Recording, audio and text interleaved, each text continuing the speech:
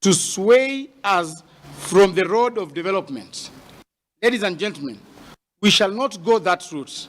Kenya is a mature democracy, and we shall be guided by the rule of law and the Constitution. UDA remains adamant Azimio was behind the attacks at retired President Uhuru Kenyatta's Kamaki's farm and the Spectre gas depot owned by Raila Odinga. These attacks, UDA says, were executed by the opposition outfit to whip emotions. When Raila was issuing a statement about the attack on Spectre International and the Northland, it had not happened. He issued that statement in a public baraza in Kibra an hour before it happened. So how did he know? Is he a prophet? We are privy to information which we verily believe to be true, that Azimio Brigade orchestrated the events in the Northlands property and Spectra East Africa to blame it on the government. The ruling party has appealed to the Directorate of Criminal Investigations (DCI) to investigate the conduct of opposition leaders and prosecute them forthwith. We call upon the Director of Criminal Investigation to move with speed and investigate the persons behind these barbaric acts of lawlessness witnessed during the ill-intended maandamano called by our political rivals. DCI is further asked to deeply delve into the incident witnessed in the Northlands and Spectra East Africa.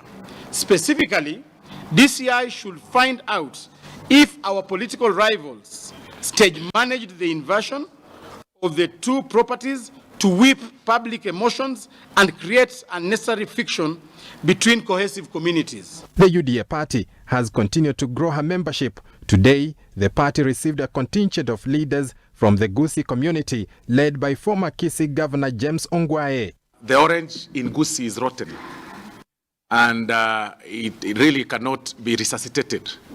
It's already rotten, and people are moving across. And that was also displayed last week when His Excellency the President visited our region. I stand here today to welcome the Gusii nation into UDA. Karibuni sana.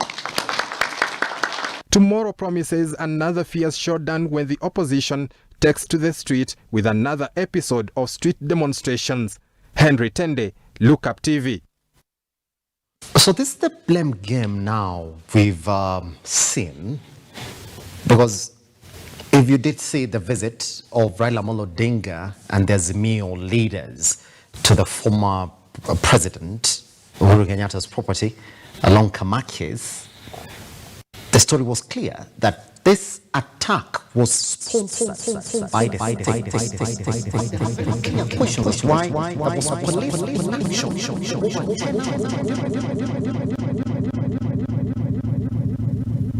entire give us one story that we sat there for that long waiting for police to come over and stop it, but there was no action. In fact, we left when there was no action yet, to the point that even the perpetrators had time to erect structures within the property, sort of standing out as police inaction.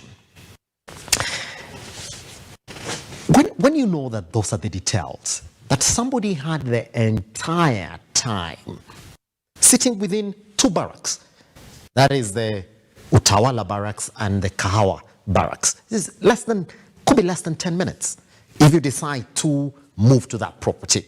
That there was nothing that was done within 10 hours.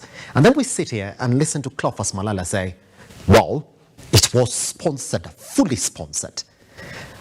When you have him saying that we want to protect every person's property in this country, as the Constitution says, even those that we disagree with politically.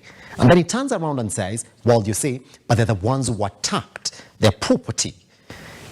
Is it not a story that we'll never know what the truth is?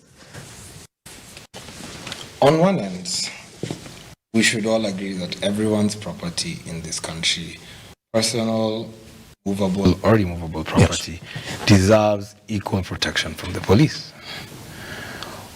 On the other hand, we are talking about a former sitting president of the country of Kenya. And while we may not while he may be back to being a regular citizen, he is still a dignitary, a diplomat, and a former leader of this country whose property and life should be protected in accordance to how other previous presidents are being taken care of and protected. Yes. If journalists, if the public, if Azimio leaders themselves are all saying that an attack occurred on a property adjacent from where police or military or GSU protection was available, and 10 hours from the time the incident was reported and to the time the police were showing up, there shall have to be a proper investigation into it. I don't know who will carry it out now that the police themselves are the ones being implicated as refusing to act on it.